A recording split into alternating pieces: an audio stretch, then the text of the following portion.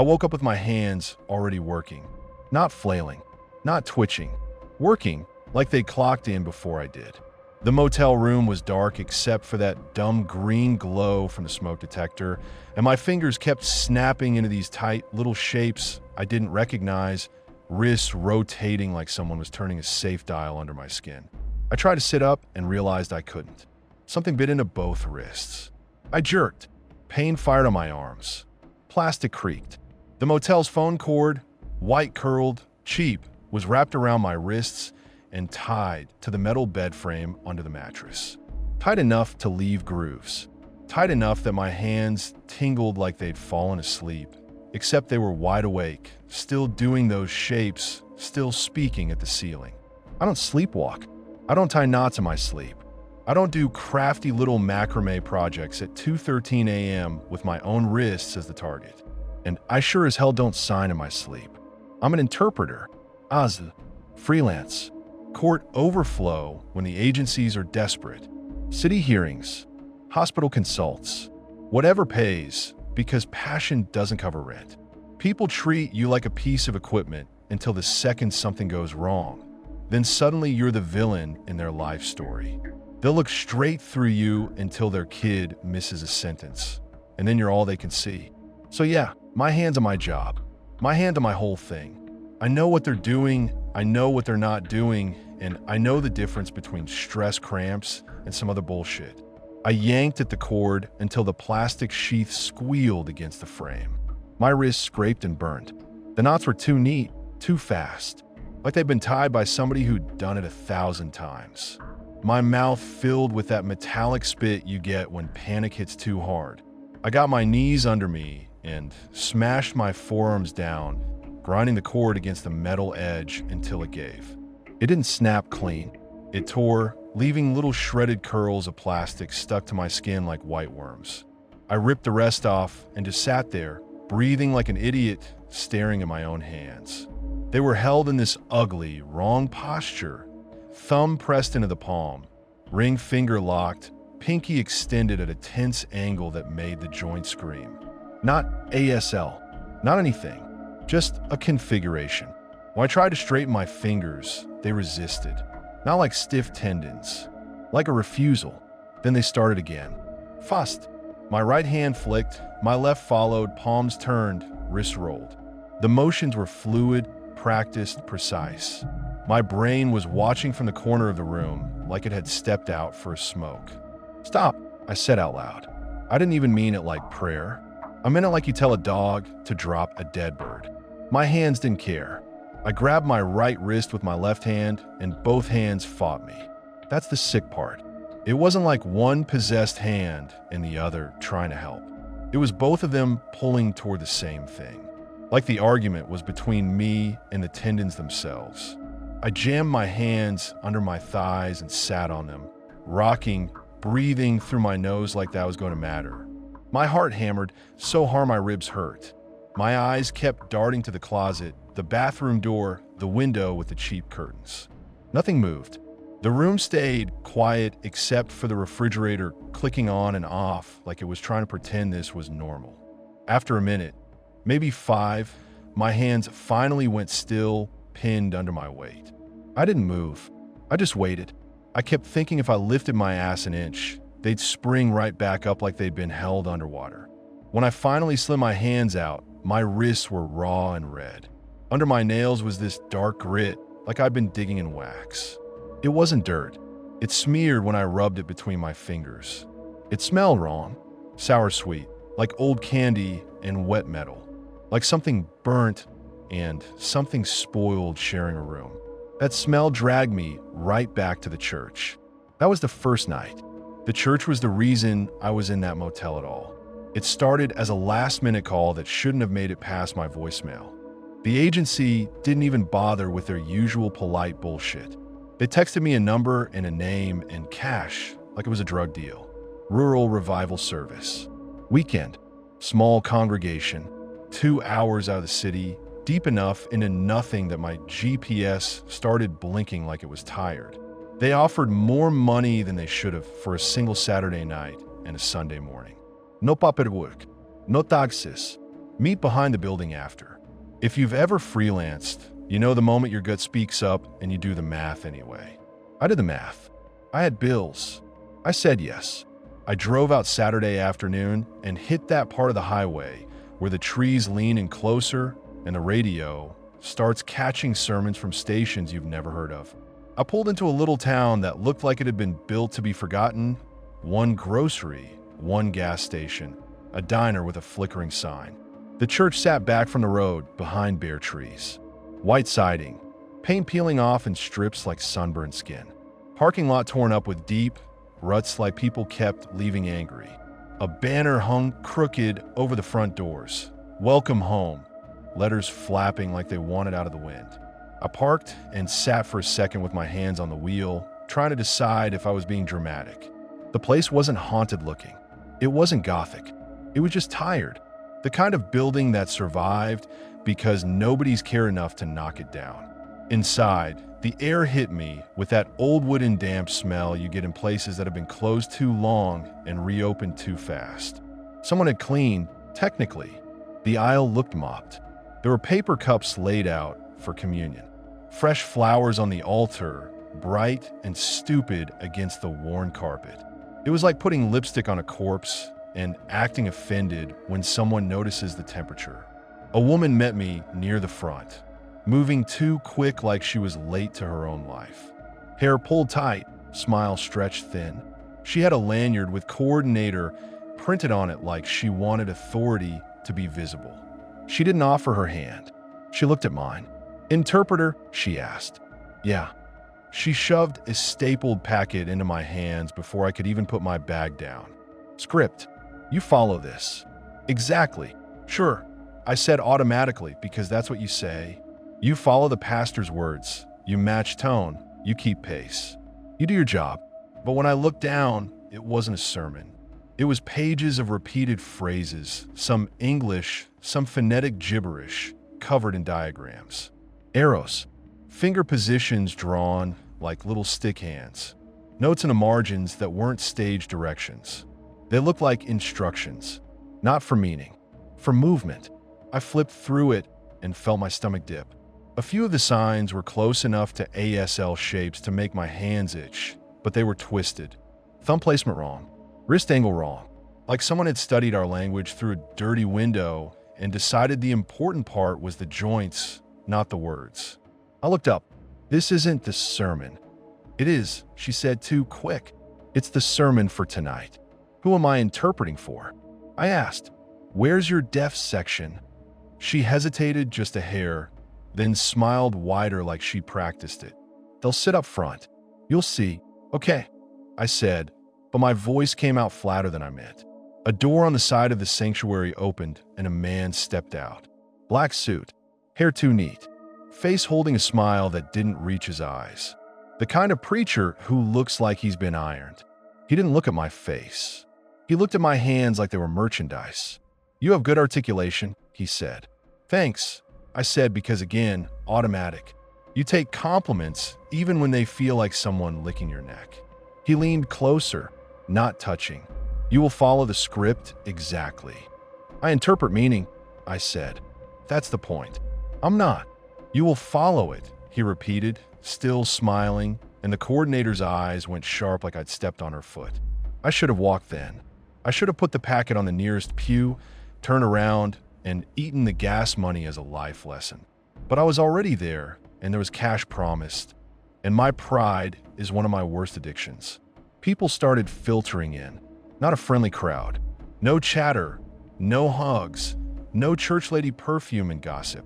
They moved quiet and heavy, like they were reporting for a sentence. They took their seats and stared forward. There was a folding chair up front for me with a little clamp-on light aimed directly at it, like I was part of the display. I set my bag down and tried to pick a spot where I could see the speaker and be seen. My job isn't just hands. It's face, eyebrows, posture. Deaf folks read the whole thing. But the lighting in that place was garbage, yellow bulbs that made everyone look sick. Then I saw who I was for. 3 older women in the second row, dead center. Matching coats, matching haircuts, faces tight, expressionless. They didn't look at the altar. They didn't look at the preacher as he stepped up. They looked at my hands. Not casually, not politely. They looked like starving dogs watching the hand that holds the food bowl. The service started normal for about 10 minutes. The preacher welcomed everyone, read a scripture, did the usual warm and warning thing, like honey dripped over a blade. I interpreted. My hands behaved. My brain stayed in charge. Then he shifted. He didn't pull out notes. He didn't glance down. He just started speaking, these harsh, breathy sounds that weren't English. Not even a language I could place. They came out of him like he'd chewed them for years and finally spit them into the room. The room reacted. People leaned forward at the exact same time, like someone tugged a string. A couple of amens snapped out, too sharp like commands. The three women's eyes widened. Their mouths started moving, silently shaping the sounds as if they knew them. I froze, because my job requires meaning. You can interpret nonsense if it's metaphorical. You can interpret rambling. You can even interpret someone slurring through a stroke. There's always intent. There's always something underneath. This wasn't that. This was noise shaped like prayer. My hands hovered in the neutral position, palms slightly forward, ready, and my brain just stalled. No concept to grab.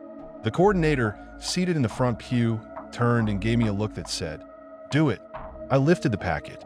My fingers found the first diagram and moved. The sign was wrong. It used familiar bones, but the angles were bad, like trying to write with your wrist bent backward. It wasn't painful at first, just deeply uncomfortable, like my joints didn't want to be arranged that way. The moment I hit the full shape, the air changed. I don't have a better phrase. It got denser, like humidity without warmth. Like the room had taken a breath and held it. The clamp light on me felt too bright. The corners of the sanctuary seemed farther away, stretched, as if the space had become bigger without moving. The three women in the second row leaned in. Their eyes tracked every motion. Their mouths moved faster, teeth flashing occasionally, like they were reciting something through me. I kept signing because stopping felt dangerous. Because in a room like that, if you become the disruption, a crowd will turn on you with religious confidence. The preacher kept chanting. The sounds hit the room in waves. And every time my hands matched a certain shape, I smelled it. Not candles, not incense, sour sweet, vetbenish, spoiled milk, old sugar. It rolled through the sanctuary like someone opening a basement door. My fingers cramped halfway through. A hot ache ran on my forearm. I tried to shake it out between sequences, keeping my face calm, because that's part of the job too, be the smooth surface over chaos. The coordinator's gaze stayed locked on me, like a warden making sure the prisoner keeps walking. When the preacher switched back to English, the air loosened slightly. People settled back, blinking, like they'd come up for air. My hands shook. I held them low, flexing my fingers under the chair, trying to make the pain look like nothing. After the service, the coordinator led me out the side door like she didn't want me lingering. Behind the building, under a security light that buzzed, she handed me an envelope of cash. She was wearing gloves, disposable blue ones like a nurse. "That's a choice," I said, unable to stop myself. Her eyes flicked to my hands again. "Just being careful." Careful of what? Paper cuts. She smiled without showing teeth. "You did good. We appreciate people who can follow instructions." I held the envelope and felt my skin crawl. The bills were slightly damp, like they'd been in a pocket too long. I drove to the only motel in town because I wasn't making the long ride back with my hands throbbing like that. On the drive, every time I flexed my fingers, I felt little sharp pulls like my tendons had been threaded with wire. In the motel bathroom, I washed my hand for a long time. The water felt too cold. I scrubbed under my nails and pulled out that same dark waxy grit. It smeared on the sink like old grease. I kept telling myself it was Himbok dust, old varnish, dirt from the building. Anything normal, but smelled like the service. I fell asleep with my hands tucked under the pillow, like that would keep them from wandering off and getting into trouble. And then I woke up tired. After I freed myself, I turned every light on and checked the door lock twice like I was auditioning for an anxiety commercial.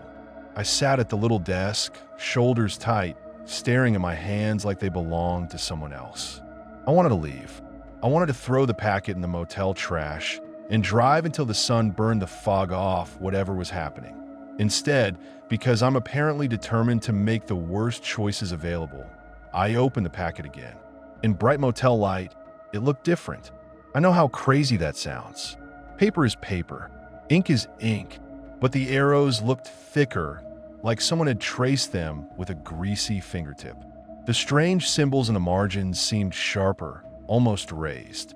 The pages had that sour-sweet stink faintly embedded in them, like the paper had been stored somewhere damp and wrong. I flipped deeper and found notes I swear weren't there before. Keep them still. Hands only. No voice. The handwriting was cramped, angry, like someone was fighting the page. A photocopied newspaper clipping was stapled near the back. Old, grainy. The headline blurred, but I could make it out if I leaned close. Fire at Tabernacle. There was a picture of the church, same building, younger paint. The article mentioned Sunday school. Basement. Look door. Pastor stated the door was secured to maintain order, the clipping said. Kids. In the basement. Locked in. Smoke. Adults upstairs singing. I sat there with the packet open and felt sick in a deep, slow way, like my body was trying to reject a bad organ. It wasn't the supernatural part that hit first. It was the normal cruelty, because you can picture it. You can hear in your mind without trying. Small fists pounding a door that won't open. Someone saying, keep singing, keep the service going, don't cause panic, God will handle it. And then the smell. And then silence. And then everyone pretending they didn't hear because admitting it would mean they'd chosen wrong. That's a human horror. That's a real one. I didn't sleep again. I sat with my back against the headboard and watched my hands like they were loaded weapons. Every so often my fingers would twitch toward a shape and I'd clamp down with both fists until my knuckles hurt.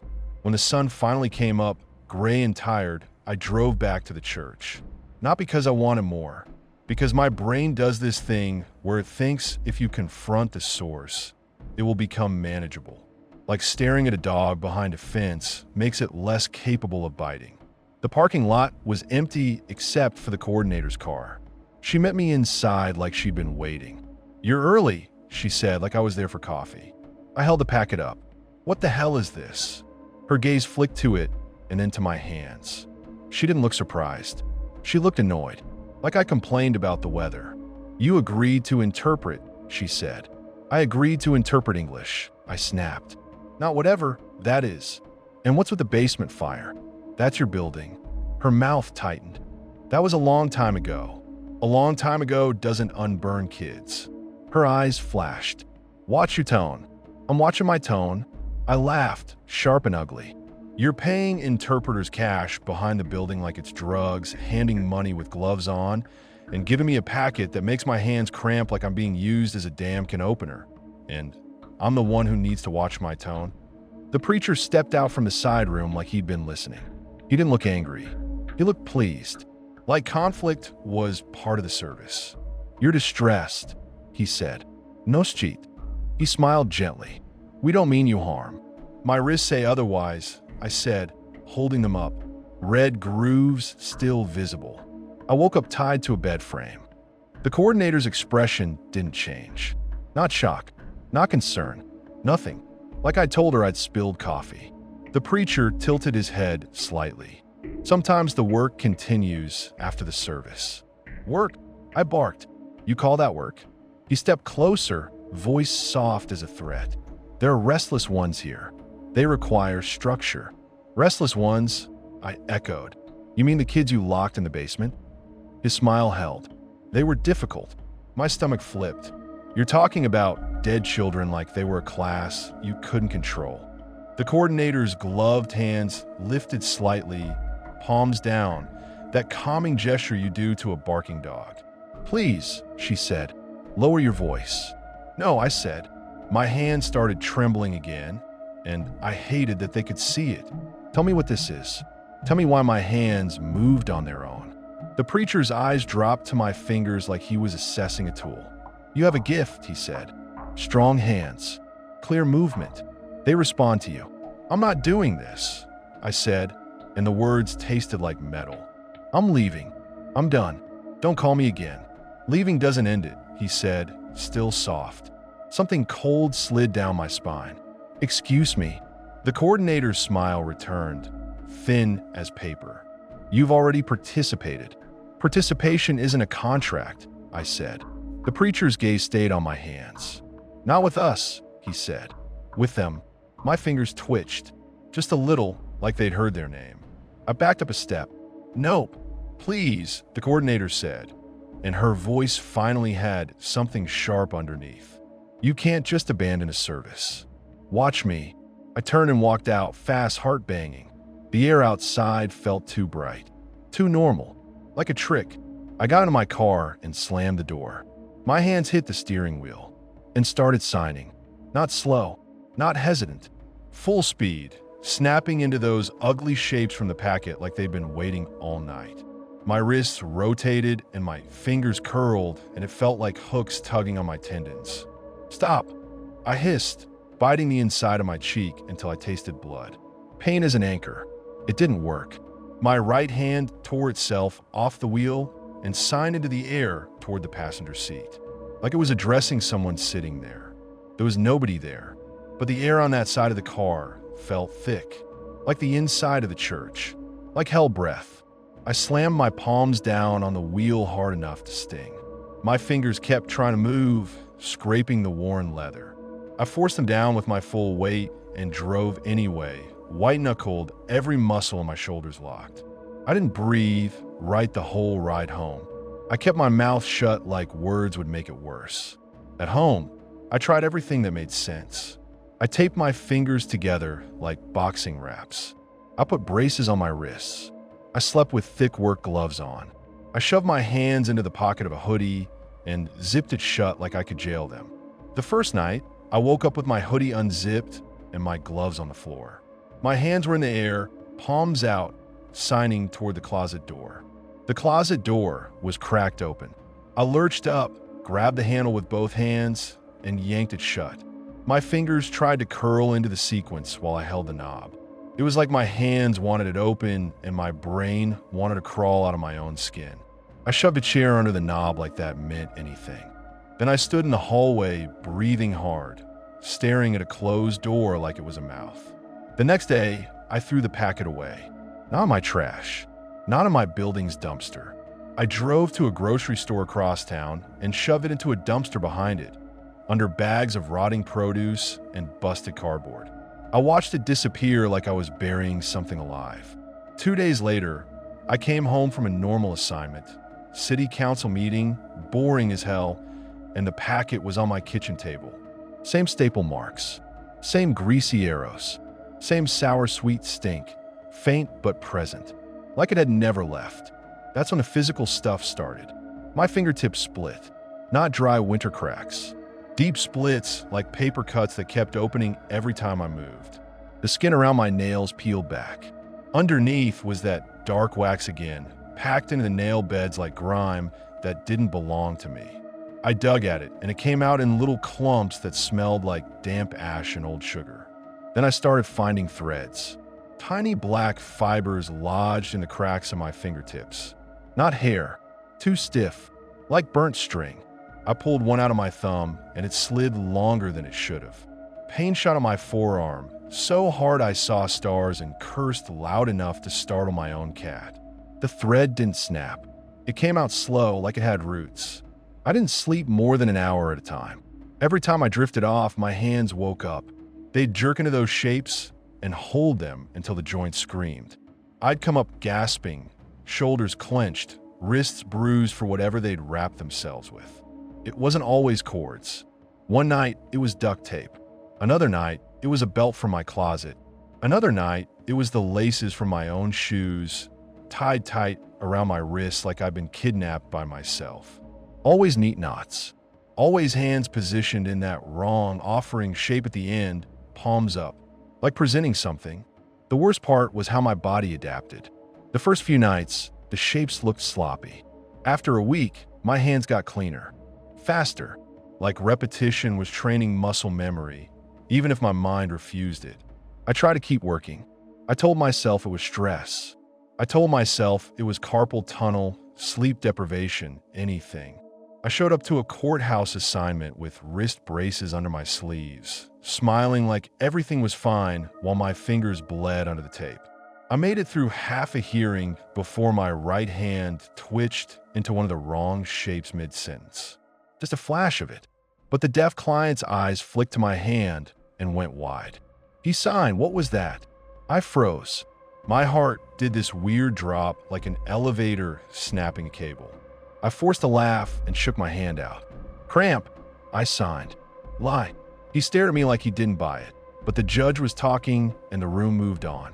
My hands behaved for the rest of the assignment like they'd gotten what they wanted, a reminder that they could.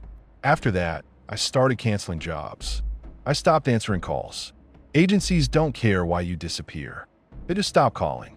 Your world shrinks fast when you stop working. I sat in my apartment and watched my hands like they were bombs. I got desperate enough to call another interpreter friend, Tasha, because if anyone would get it, she would. We'd done hospital rotations together, traded horror stories about doctors who speak like textbooks and expect you to keep up. I didn't tell her everything. Even saying it out loud felt like giving it permission to exist. I said, "Have you ever worked a church out in?" And I named the town. Her silence on the other end went heavy. "Don't," she said. My stomach tightened. "You have." "Once," she said, voice low. "Years ago. One weekend." I swallowed. "Did you get packet?" Long pause. "Yeah." "Did you?" My throat got tight. "Did your hands do stuff after?" Another pause, and then, barely, I woke up with bruises. I thought I was stressed sleeping, like clenching. Then I started twitching. At night, my skin went cold. "How'd you make it stop?" She didn't answer right away. I heard her breathing, like she was deciding whether to lie for my comfort. "I broke my finger," she said finally. "What?" "My right index," she said. "On purpose." I slammed into my car door. Twice. I told everyone it was an accident. My stomach rolled. "Jesus." "I know," she said, and her voice cracked with anger. Not at me, at the memory. I know how it sounds, but it stopped after that. Like it couldn't do whatever it was trying to do. It went quiet. Quiet. That word felt like oxygen. I stared at my hands. My right index finger was taped, raw, nail bed bruised from me chewing at it in my sleep. It still moved perfectly fine. Too perfectly. "You're telling me I have to ruin my hand," I said. "I'm telling you what I did," she said. And then harder, "Don't go back there. Don't talk to them. Don't try to solve it. Just don't." Okay, I lied, because my brain had already latched onto the idea like a drowning person grabbing a rope. After I hung up, I sat at my kitchen table and set a cutting board down like I was prepping dinner. I put my right hand on it. I picked up a hammer with my left. The hammer felt heavier than it should have.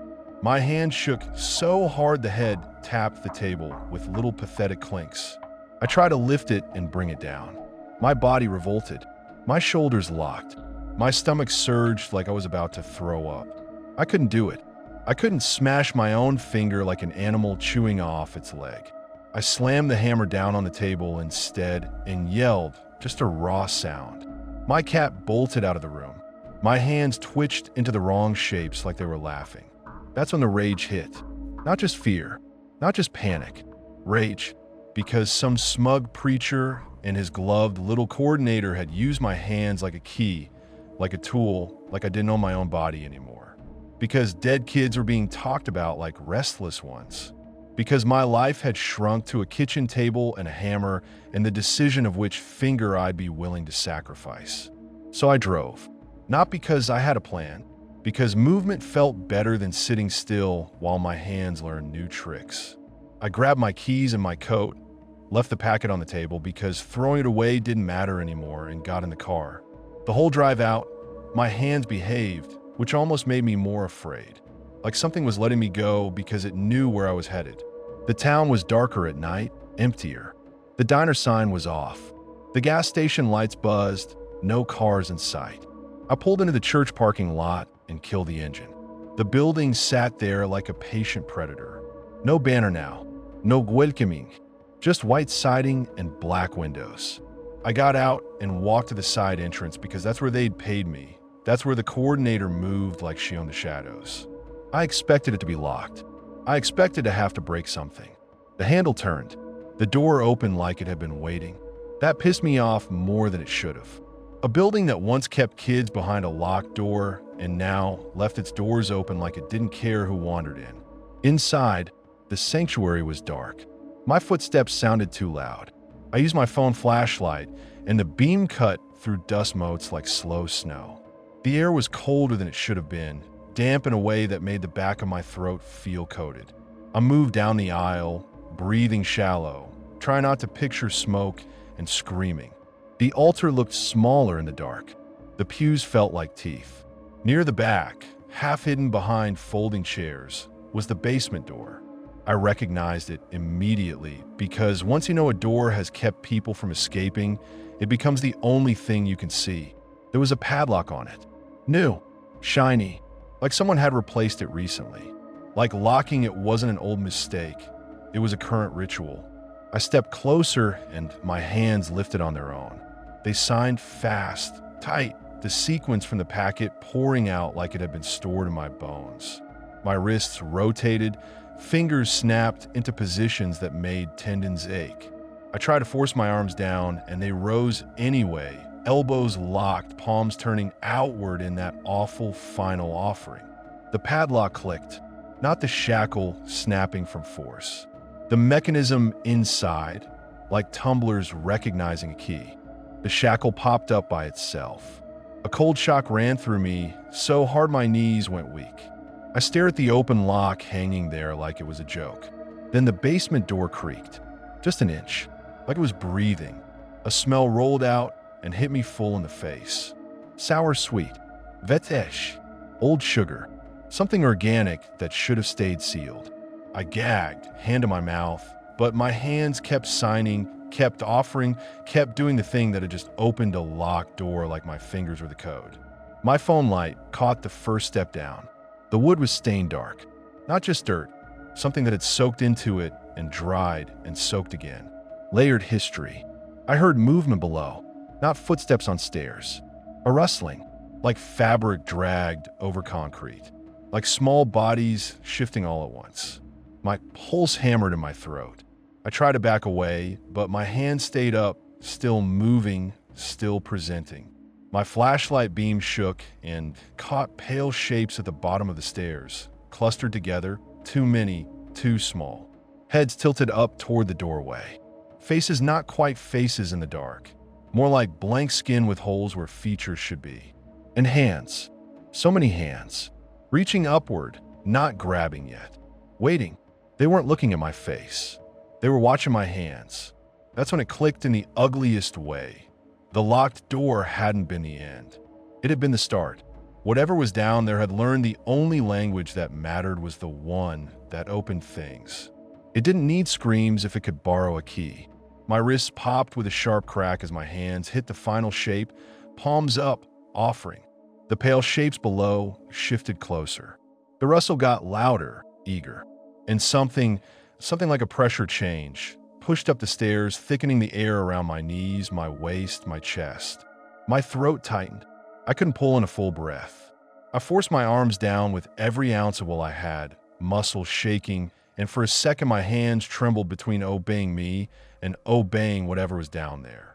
That second was enough, because the door swung wider on its own, and the dark below leaned toward me like it recognized the sound of a lock giving up. The door moved like it had weight and intention, and my body did this stupid thing where it wanted to stare, like staring would make it stop being real. The rustling from below got louder. The pale shapes shifted in the dark, crowding the bottom step, hands lifting higher, fingers flexing in jittery little half signs like they were warming up. I couldn't see faces, not clearly, but I could feel their attention the way you feel a room full of people staring at the back of your neck. And my hands, my traitor hands, kept moving. They weren't just repeating the sequence. They were doing it cleaner than I ever had. Faster, more confident, like the muscles had learned the prayer better than the brain. The air thickened up the staircase, pressing into my chest like deep water. My lungs wouldn't fill all the way. It wasn't choking exactly. It was like the room decided it didn't have to share oxygen with me anymore. I tried to speak. My mouth opened and nothing came out but a dry rasp. The sound died in my throat. It hit me then what the packet note meant. Hands only. No voice.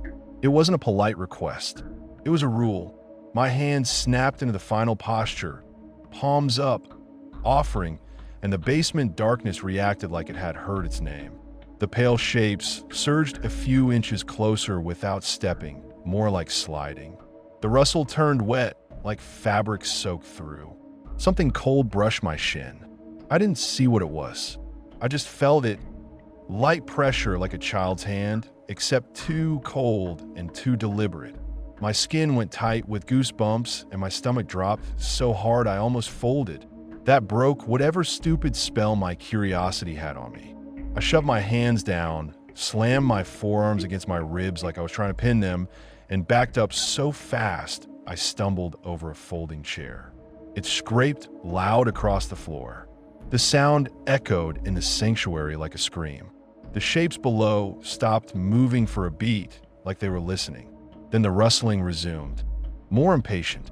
My hands jerked up again, tried to continue the offering, and I lost it. I slammed my palms into my thighs hard enough to sting and ran. Ran down the aisle, ran past the altar, ran for the side door like the building itself had grabbed my ankles. The air loosened the second I hit the foyer, like whatever pressure was rising from the basement couldn't quite reach past the sanctuary. I sucked a full breath and it tasted like cold dust. My throat burned. The side door was still open. Night air hit me, sharp and clean, and I almost cried from relief. Then my hands started signing again while I ran across the lot. Not frantic, not sloppy. Controlled, like they were giving directions. I fumbled my keys. My fingers wouldn't do the simple pinch and turn. They kept folding into the wrong shapes, wrists rolling, thumbs pressing into palms. The keys clattered to the asphalt, and I cursed so loud it bounced off the trees. My breath came out in white puffs. The parking lot light buzzed.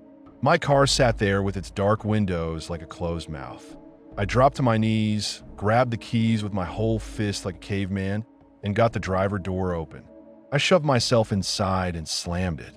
The moment the door shut, my hands lifted and signed toward the passenger seat again. I didn't want to look. I knew what I was going to see. That was the worst part. The certainty, like a bad joke you can't pretend you didn't hear. I looked anyway. The packet sat on the passenger seat, perfectly flat like it had been buckled in. The stapled corner caught the dashboard light. The greasy arrows looked darker, almost wet. I hadn't brought it. I had left it on my kitchen table. I had watched it sit there like a curse you could at least locate. But there it was. Passenger. Companion. Proof. My stomach heaved. I swallowed it down because puking in my car wasn't going to fix anything. "Fuck you," I said to the packet. Not brave, just desperate. My hands did the offering shape again, palms up toward it, like presenting it to someone. I jammed the key into the ignition with my knuckles and started the car. The engine turned over on the first try, like it was eager to help me leave. I backed out so fast, I almost hit the security light pole. Gravel sprayed. My tires fishtailed. I drove out of the lot and didn't look back once because I could feel that basement door behind my eyes. On the highway, my hands kept trying to move. I locked both palms against the steering wheel and drove with my arms rigid, turning with my shoulders like an idiot. Every time my fingers twitched, the wheel shifted a hair, and I'd correct it, jaw clenched so hard my teeth hurt. I kept telling myself, get home, get light, get safety, get away from the building. But the packet was in my passenger seat, and my hand was still not mine, and I knew, deep down, that away was a direction I no longer owned. By the time I got home, the sky was starting to lighten. That gray pre-dawn that makes everything look like it's been drained.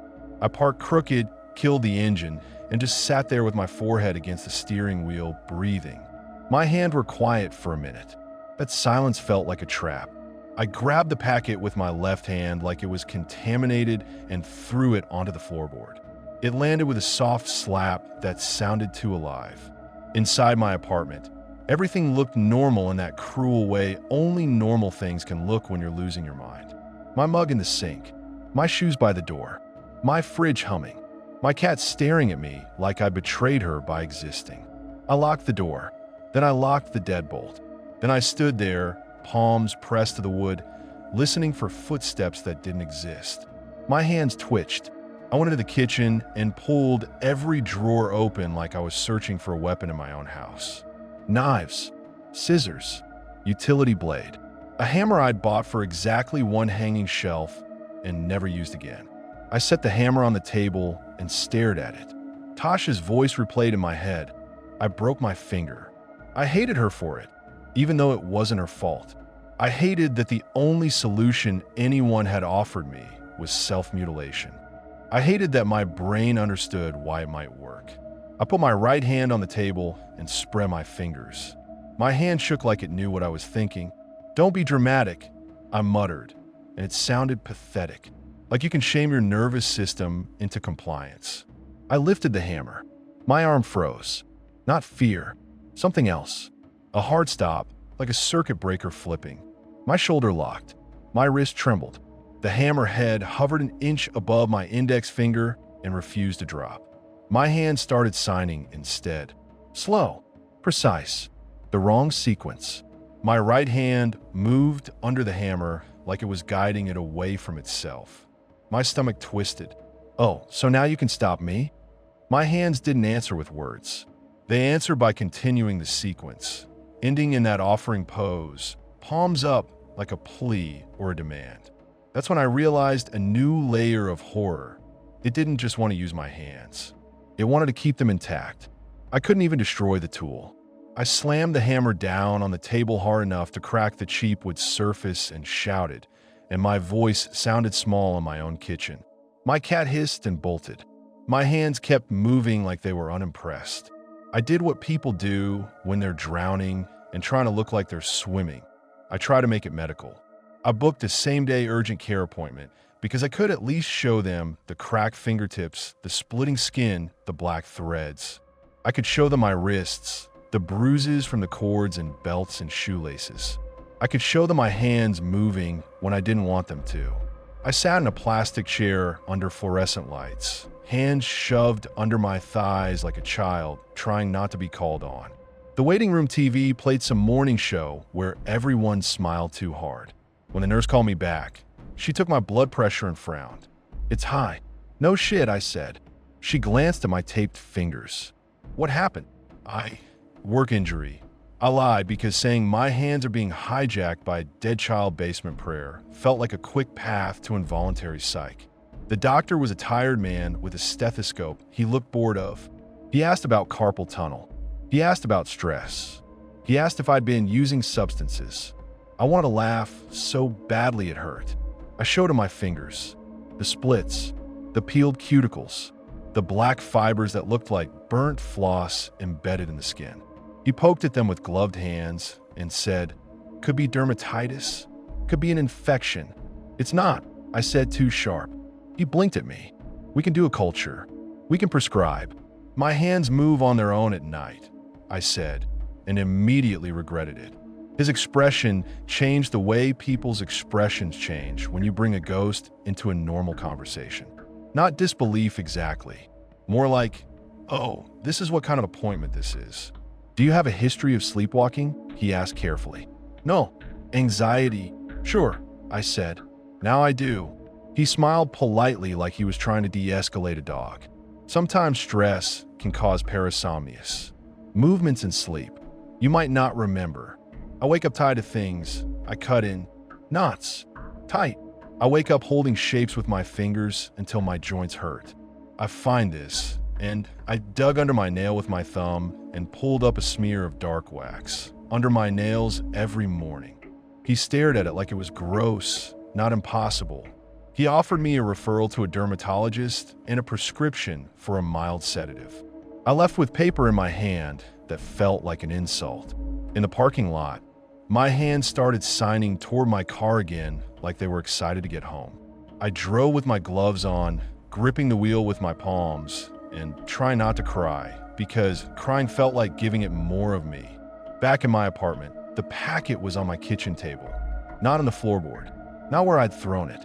On the table, open to a page of diagrams like it had been studying while I was out. The arrows looked darker. The note in the margin was new. Keep them quiet. Keep them still. I sat down hard in my chair. My hands started moving on the tabletop, tracing the arrows without touching the paper, like they were rehearsing. I stared at them and thought about that basement door opening, about how the lock had clicked like recognition, about the way the shapes below had watched my hands like hungry animals.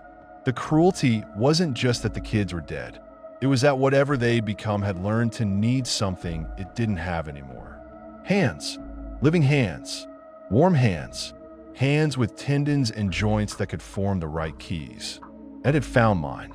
I didn't sleep that night. I taped my fingers, wore gloves, wrapped my wrists in athletic tape, and sat on my bed with my back to the headboard like a guard. Around 3 a.m., my eyelids drooped for 1 second, and my hands lifted. They slipped out of the gloves like water. That's not a metaphor. It felt like they flowed out, fingers pushing and twisting until the glove seams popped and the fabric rolled down my wrists. The tape on my fingers loosened like it had been warmed. My hands rose into the air and started signing toward my closet. The closet door was shut, chair jammed under the knob. My hand signed anyway, slow and careful, like addressing a sleeping animal. The air in the room thickened, that humidity without heat. The smell, sour-sweet, faint at first, then stronger. The chair under the closet knob trembled. I jumped out of bed and grabbed the chair, pulling it away. Not because I wanted the door open, because suddenly I was terrified of what would happen if it was forced. I yanked the closet door open myself, throwing it wide like ripping off a bandage. Nothing. Clothes. Boxes. Dust. But the space inside didn't feel like my closet anymore. The dark in the back corner looked deeper than it should have. Like the shadow had depth. My hands signed into the open closet, ending in the offering pose. And something moved in the back corner. Not a figure stepping out. More like a shifting pressure. A suggestion of weight. My throat closed. I swallowed hard and felt my pulse in my tongue. Then I saw it. Not a face, not a body. Just hands. Small. Pale. Too many. They slid out from between hanging coats like they'd been stored there. Fingers long, joints wrong, nails dark with that waxy grit. They didn't grab at me. They reached toward my hands like recognizing a familiar tool. My hands, my stupid hands, reached back. I yanked them to my chest with a sob. I couldn't stop, slammed the closet door shut with my shoulder, and stumbled backward until I hit the wall. The smell lingered like something breathed on me. The room stayed thick for a long minute, then slowly thinned out, like whatever was present lost interest when I stopped speaking. I stood there shaking, palms pressed to my sternum, and understood the worst truth so far. It wasn't just in the church. It wasn't just attached to the building or the packet. It was learning my home. It was mapping doors. The next morning, I did the only thing I hadn't done yet. I went back to my work brain. The part of me that loves rules and systems and order because order feels like safety. I started researching the church. Bethany Tabernacle. That name was on the clipping. I found old articles online. Not much. A few scanned local newspaper pages, the kind of thing you have to zoom in on until the letters look like ants. Fire, decades ago. Sunday school in the basement. Locked door to maintain order. Death count redacted in some versions, reported in others. Lawsuit dismissed. Pastor never charged. Building reopened with a different name within a year. The cruelty was boring in its pattern. I dug deeper and found mentions of revival events in later years. Strange testimonies. People writing about deliverance and the quiet ones. Most of it read like normal church weirdness until you got to the parts where people mentioned signing even though they weren't deaf. One comment, buried in a forum post from years back, made my blood go cold. My hands wouldn't stop. 3 sentences. No detalles. No follow-up. Like someone had typed it and then never touched the subject again. I called Tasha again because I couldn't sit alone with it anymore. She answered on the 3rd ring, breathless like she'd been waiting for the phone to ring and hating herself for it. "Don't tell me you went back," she said. "I did," I said. A long silence. Then quiet fury. "Why?" "Because I'm fucking angry." I snapped, surprising myself with how much venom I had left. "Because it's in my apartment. Because my closet is..." I cut myself off, swallowing. "Because it's not staying in that building." Tasha exhaled slow. "It never does." "How did you really stop it?" I asked. "Not the finger. After. Did it ever come back?" "No," she said, too quick. "A lie. Or a wish." "Tasha." She was silent for a long time. Then, "Sometimes I wake up with my hands positioned," she admitted. "Like it's testing, but doesn't pull the whole thing anymore. It's like it can't get traction. Because your finger's broken. Because my hand is damaged," she corrected. "It can't do the full sequence. Not clean. That's the important part. So I have to ruin my hand enough that it can't sign right," I said. "You have to ruin your hand enough that it can't open whatever it's trying to open," she said. I stared at my fingers, the splits, the black threads. "And then what?" "It goes away. It goes looking," she said, and her voice sounded sick with guilt. "It finds someone else. That's why they keep calling interpreters. They need fresh hands." A rush of anger hit me, so hard I laughed. "So the solution is what?" "Make myself useless so it moves on to the next person." There was a long pause. Then Tasha said, "I didn't say it was fair. I don't want it to move on," I said. "I want it dead." "You can't kill it," she said. And it was the first time she sounded truly afraid. "It's not alive like that." "It used kids," I said through clenched teeth. "It used me. It's in my house. I'm not just going to..." "You're going to die," she cut in, sharp, no chit-chat. "Or you're going to open something you can't close. That's what they want. That's the whole fucking point." I swallowed hard. "What's that?" "The church," she said. "The preacher. The coordinator. They aren't victims. They aren't trying to soothe anyone. They feed it." "How do you know?" "I know," she said, and I could hear tears in her voice now. Anger and shame tangled. "Because when I was there, the coordinator told me, we appreciate strong hands." Like she was buying meat. And when I tried to leave, she said, "Don't worry. They'll follow you." My throat closed. "She said that to me." "Yeah," Tasha whispered. "Because it's true." I hung up feeling like my body was full of nails. I tried to take the medical route again anyway, because denial is persistent. I booked a neurologist appointment, told them I had involuntary movements and nerve pain.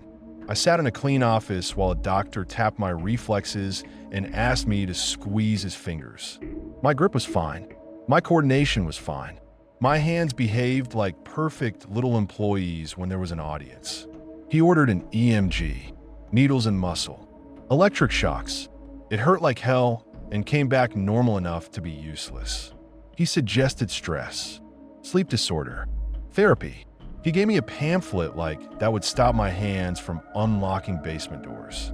When I got home, the packet was open on my table again, and my hands were already signing as if it had been listening to my appointment. That night, I decided I wasn't going to be polite anymore. I took the packet to my bathtub and tried to soak it, thinking maybe water would ruin it. Maybe ink would run, paper would dissolve, staples would rust. The water turned cloudy, but the pages didn't soften the way paper should. They stayed stiff like plastic. The ink didn't bleed. The arrows stayed crisp. The smell rose with the steam, sour-sweet, stronger, and my bathroom filled with that dense air like the church. My hands started signing over the bathtub, and the water rippled in time with the shapes like it was responding. I panicked and drained it, yanking the plug. The water spiraled down, and for one horrible second, the drain looked deeper than it should have, like it was connected to something larger. I slammed the plug back in and ran out of the bathroom, heart pounding. I tried fire next because fire is the human answer to curses. Burn it. Make it ash. Make it simple. I took the packet to my kitchen sink, held a lighter to a corner, and watched it catch. The flame didn't spread like paper. It crawled slow, reluctant, like it was licking something wet. The smoke that rose was thick and sweet and smelled like burnt sugar and wet hair. It made my eyes water instantly. The flame reached a diagram and went out. Not smoldered. Out. Like someone pinched it. My hand signed the offering shape over the sink without me meaning to. Palms up, and the packet sat there with its charred corner like it was amused. I slammed my fist down on the counter and screamed. No words. Just sound. I hated that sound. I hated how helpless it made me feel. My hand started signing again immediately, faster, like my outburst had been an invitation. I smashed a glass on the counter just to have something real to react to. Shards skittered across the tile. Blood welled from my palm where a piece caught me, and that blood felt like mine. I grabbed the biggest shard. My hands tried to pull it away. They jerked, wrists twisting, fingers fighting for control of the glass like I was trying to steal a toy from a child. No, I hissed, teeth clenched so hard my jaw popped. No, you don't get to stop this. I pressed the shard against the base of my right index finger. My body resisted. My arm trembled like it was going to seize.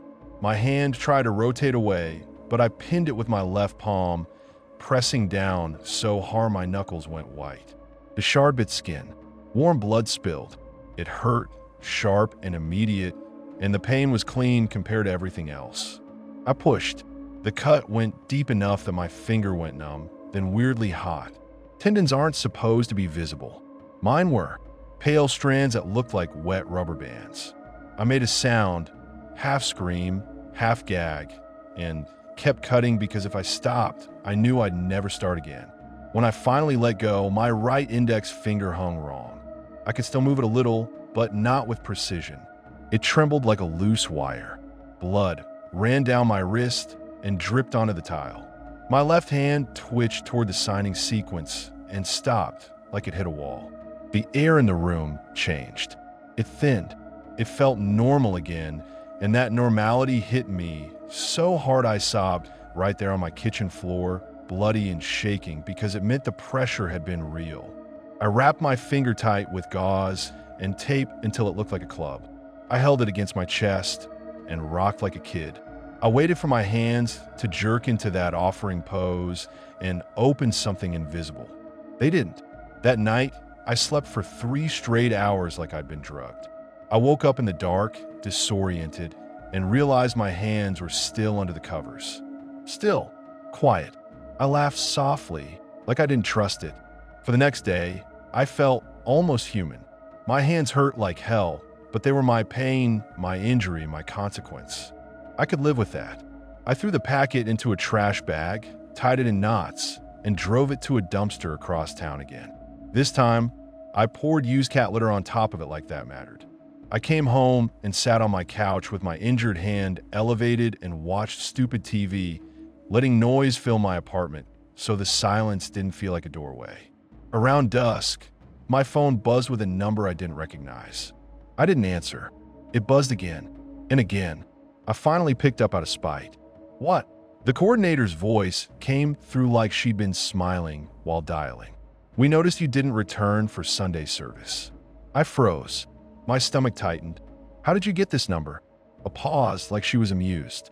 We keep records. Lose my number, I said. We're concerned, she said, and the words sounded fake in her mouth. You were chosen for a reason.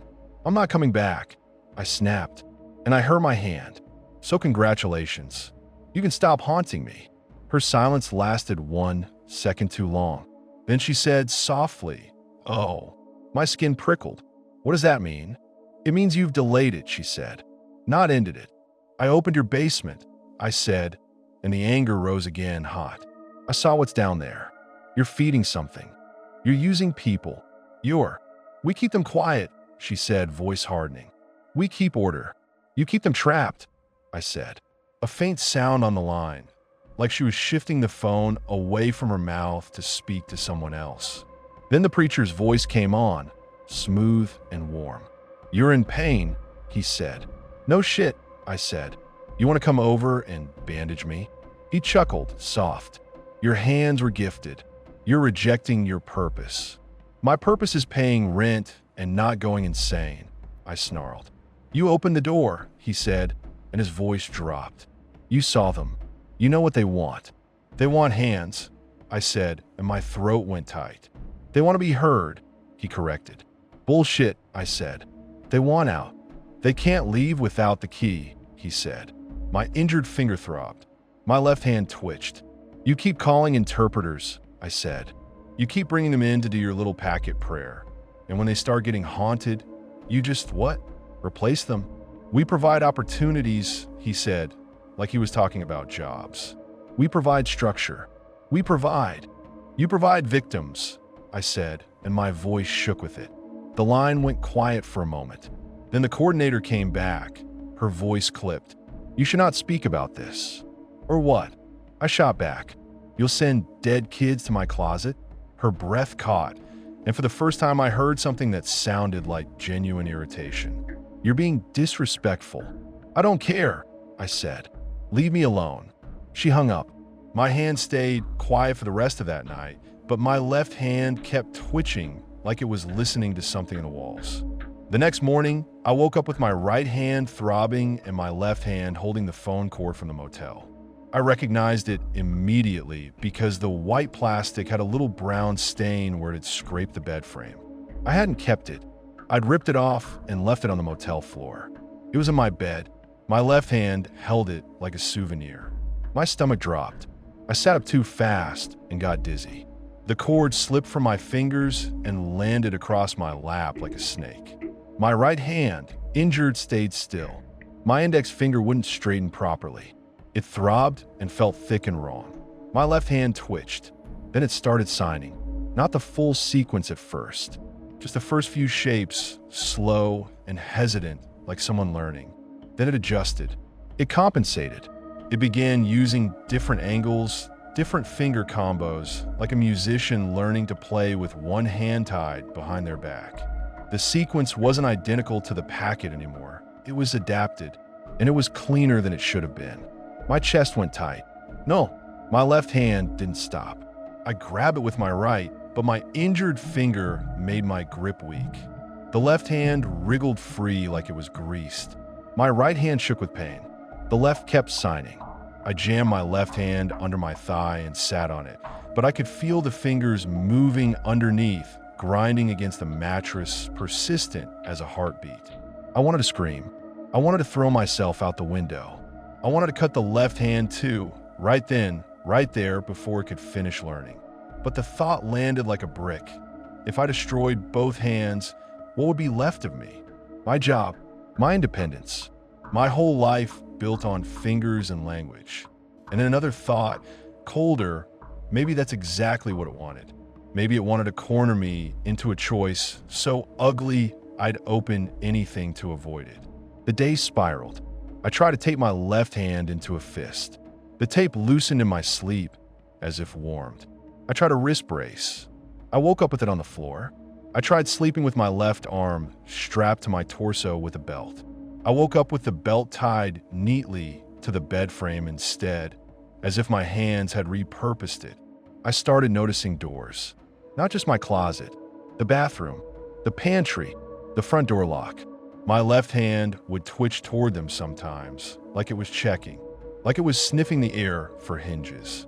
One afternoon, I caught my left hand hovering near my front door deadbolt, fingers starting to fold into that adapted sequence.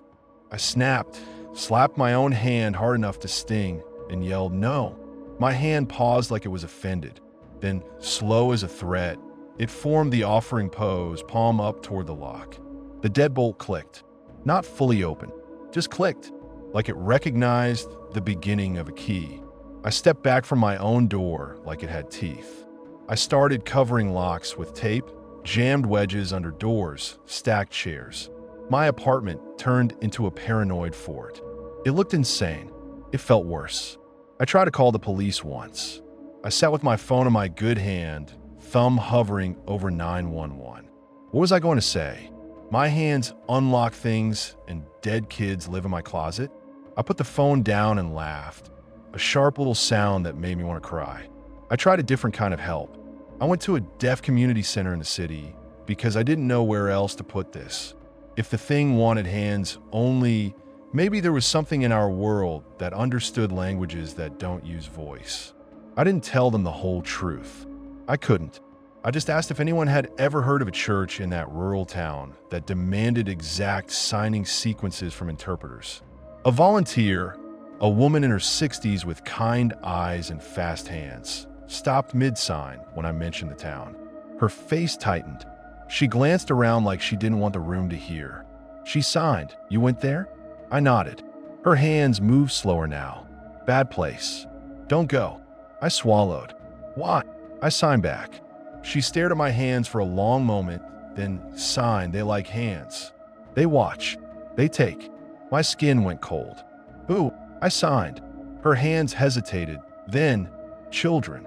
Not children. Something else in children clothes." I felt my throat tighten. "Did it happen to someone you know?" She nodded once, small. Her eyes got wet. She was interpreter. Good hands. After, she couldn't sleep. She broke her hand. She stopped working. She moved away. Still, sometimes, she signs in her sleep. "Tasha." The world tightened. The same story repeating. Different mouths. Same curse. I signed. "How do I stop it?" The volunteer stared at me like she wished she could lie. Then she signed. "You can't stop. You can only make wrong key." Wrong key. My left hand twitched at my side like it didn't like hearing that. I left the center shaking, walking fast down the sidewalk like speed could outrun something attached to my joints. On the subway, ride home, my left hand kept trying to move. I clenched it in my lap until my nails dug into my palm. A man across from me stared at my hands like he was suspicious. I wanted to laugh.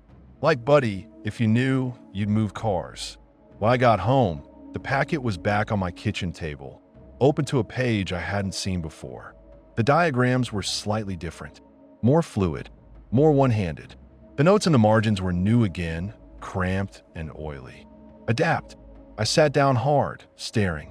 My left hand lifted and hovered over the page like it was reading. My stomach churned. "You're updating it," I whispered. My left hand signed a slow offering shape. The air in my kitchen thickened. Something in the hallway outside my apartment creaked. A floorboard. A faint rustle like fabric dragging. I froze. My breath caught. My left hand tilted toward the front door. The deadbolt clicked again, this time louder. I stood up so fast my chair toppled. "No," I said, voice shaking. "No, no, no." My left hand flexed, fingers starting the adapted sequence. The deadbolt turned. Not all the way, just a fraction, like testing. I ran to the door and slammed my body against it, palms flat, as if my weight could hold it closed. My right hand throbbed. My left hand twitched against the wood, trying to finish the sequence. I heard a soft sound on the other side of the door. Not footsteps, not breathing. A whispery rustle, like small hands brushing the hallway wall. My skin went icy. I pressed my ear to the door, despite myself. Nothing. Then, very faint, like a memory, a child's giggle. It wasn't happy. It was that brittle, wrong giggle kids do when they're being forced to perform, when they know they're supposed to sound joyful. My stomach flipped. I backed away from the door, shaking. My closet door creaked. I spun toward it. The chair jammed under the knob, trembled again. My left hand lifted toward the closet like a compass needle. "No, Isha, you're not opening anything." The closet door shifted a fraction, like it was breathing. I did the only thing I could think of. I grabbed my car keys and ran. I didn't pack. I didn't plan. I just fled my own apartment like it was on fire. In the hallway, the air felt colder. The lights buzzed. The carpet damp under my shoes like someone had spilled something, but when I looked down, there was nothing. I hit the stairwell and practically fell down the steps, heart hammering. Outside, The morning air was bright and normal and insulting. People walked dogs. A woman jogged. A man carried coffee like his day wasn't haunted. I got into my car and drove without a destination. I drove until my hands stopped trying to open things for a few minutes, until the pressure in my chest eased enough to breathe. Eventually, I pulled into a parking lot by a lake on the edge of the city, the kind of place people go to pretend nature fixes them. I sat there, staring at the water. My left hand started signing again, not toward a door, toward the lake. It ended in the offering pose, palm up like presenting the water to something. The lake's surface rippled even though there was no wind. I stared hard and felt my throat tighten. I wasn't hallucinating. The ripples moved in a pattern, like response. My left hand signed again, slower, and the ripples followed like punctuation. I put my right hand over my left, trying to stop it, and the left hand jerked away, pissed like it didn't want to be covered. I whispered, "What are you trying to open?" My left hand didn't answer with words. It answered by signing the first 3 shapes from the packet, the adapted version, and then pressing its palm against the steering wheel like it was pressing against a door. The steering wheel creaked. Not the leather, not plastic. Something deeper, like the column inside it, shifted. I recoiled like the car had bitten me. That's when I realized the nightmare wasn't limited to literal doors. It was any barrier, any closed thing, any boundary. The key wasn't for a basement lock. It was for reality. I drove back toward the church that night because I didn't know what else to do with that thought. Rage had become my compass again. If something was going to open, I wanted to choose where. The church parking lot was empty, but the side door was unlocked like before. Inside, the sanctuary smelled stronger now, as if the building had been holding that basement breath and exhaling it slowly into the pews. I moved faster this time, phone light bouncing, steps loud. No more pretending, no more reverence. The basement door was closed, padlocked back in place like it had never been opened.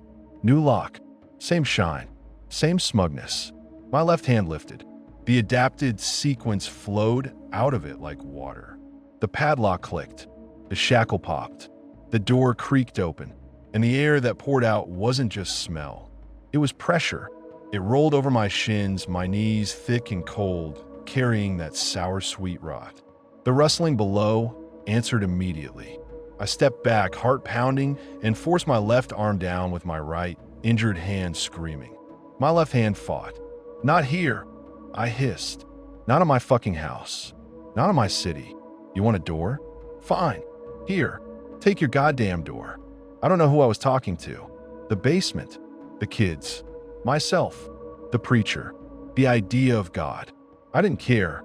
I was just tired of being used quietly. I grabbed a folding chair and threw it down the basement stairs.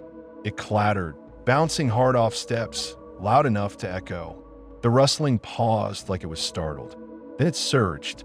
The sound came up the stairs like a wave of cloth and hands and impatience. My left hand jerked into the offering pose again, palms up, inviting.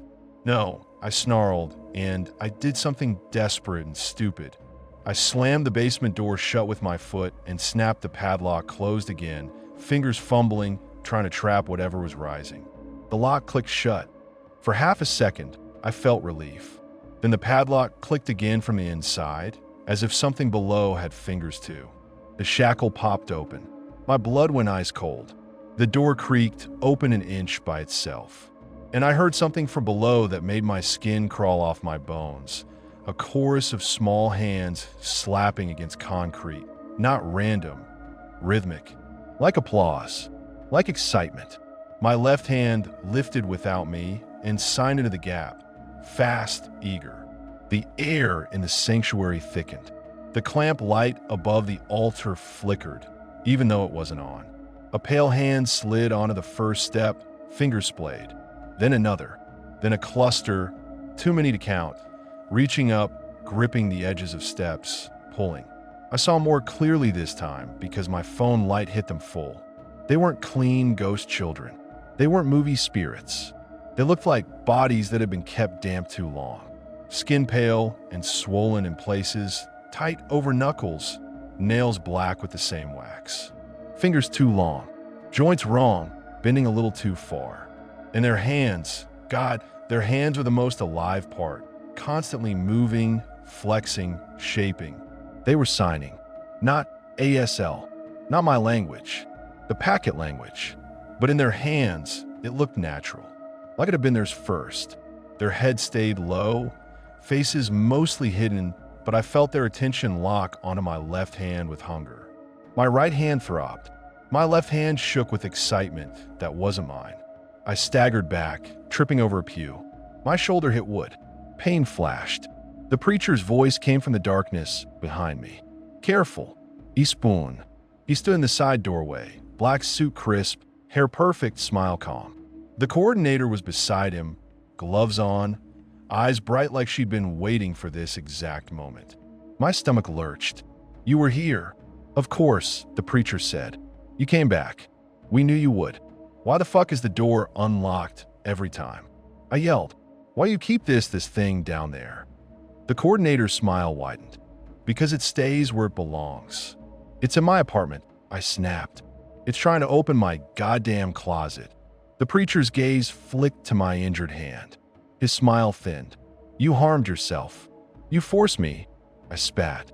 He took a step forward, hands relaxed at his sides like he wasn't standing in front of a rising basement full of wrong children.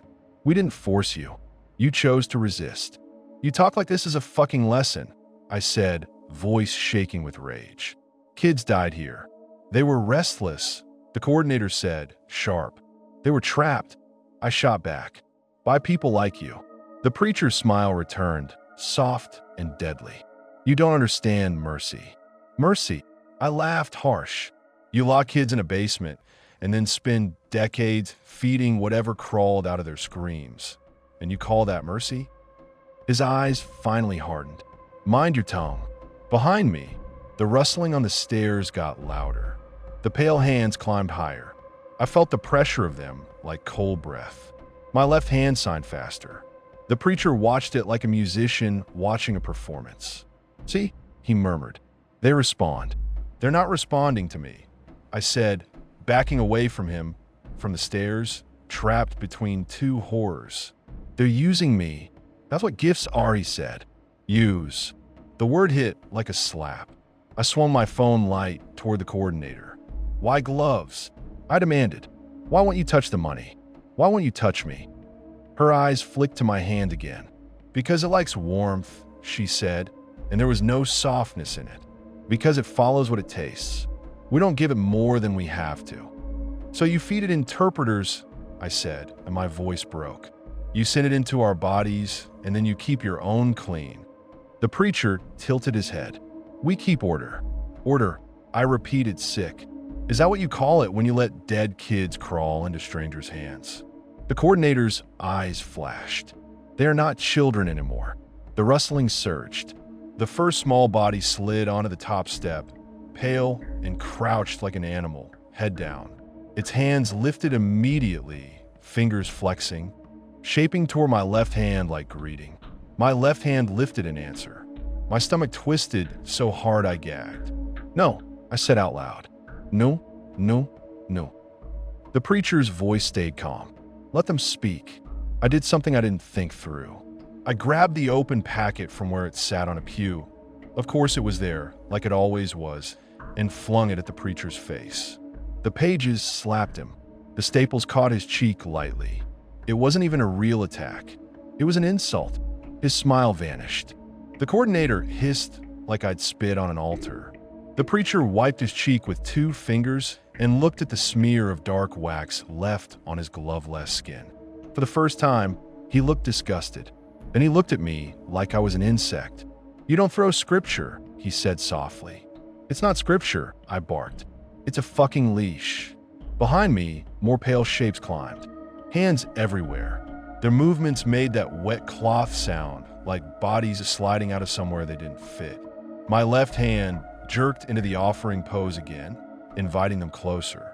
I grabbed my left wrist with my right and yanked, pain tearing through my injured finger, and screamed, "Stop!" My voice echoed uselessly. The preacher stepped toward me. "If you refuse, you will suffer," he said.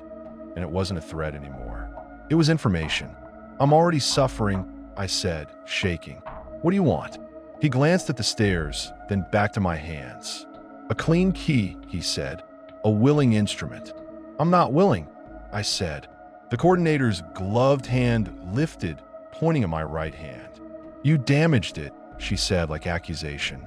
"You made it wrong." My left hand twitched. The preacher's gaze sharpened.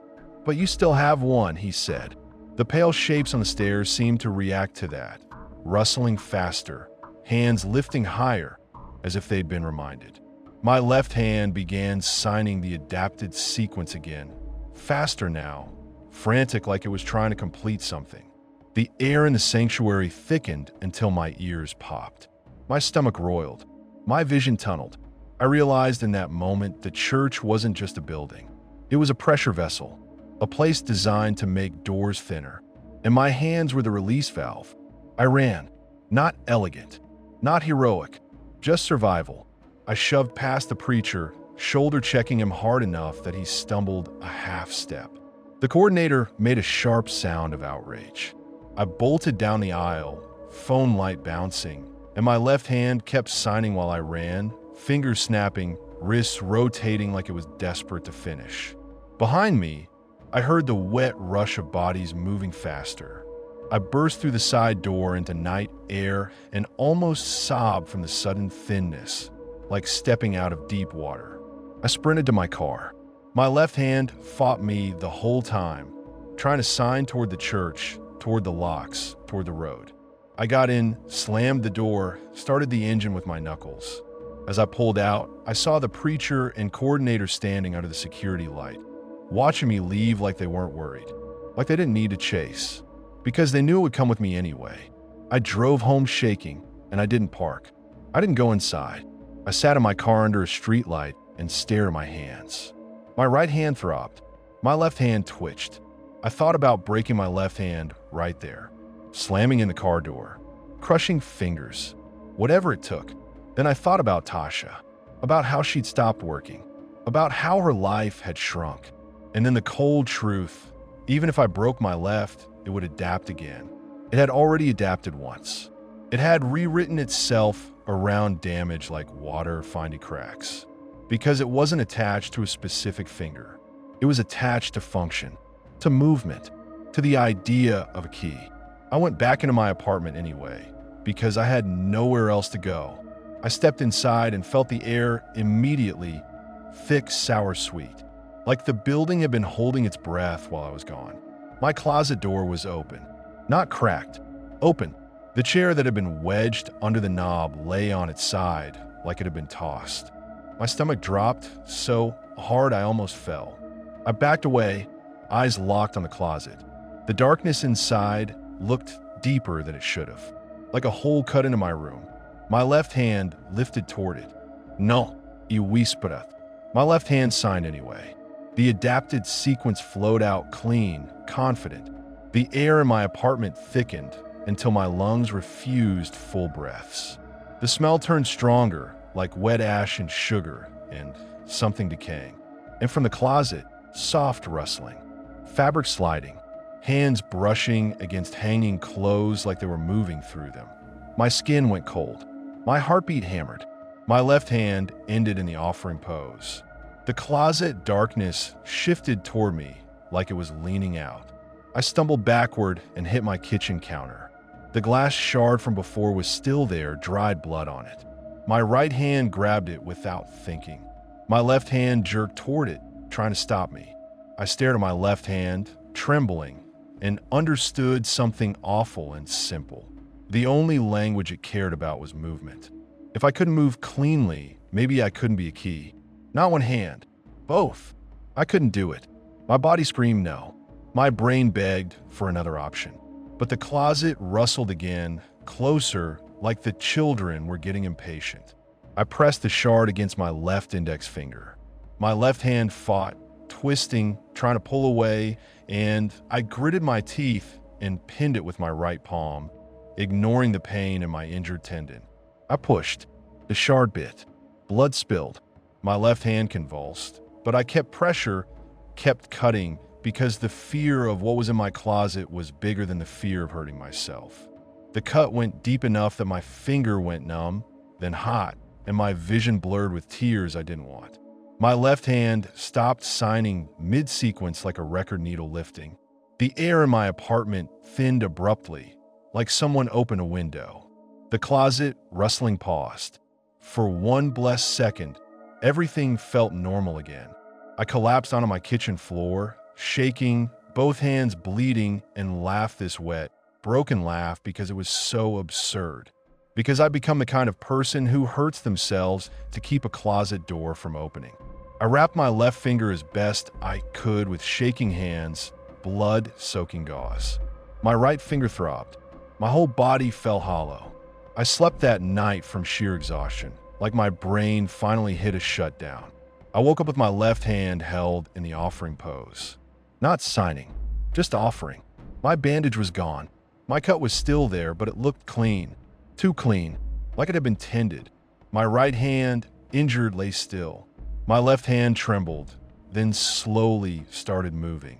Not using the index finger, using the middle finger more, using the thumb differently, using wrist rotation to compensate.